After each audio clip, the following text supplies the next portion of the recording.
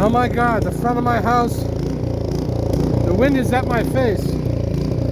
But I'm just trying to make a path through here to get rid of the heavy snow on the bottom. Because like I said earlier, the temperature's going to drop, and I'm hoping the snow will be more fluffy. So I got all the way down my sidewalk on the Brewster Street side, and now I'm on the Pond Street side.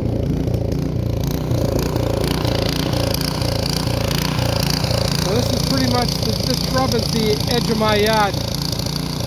And look at this, I'm the only one out here. I gotta get back in the house soon.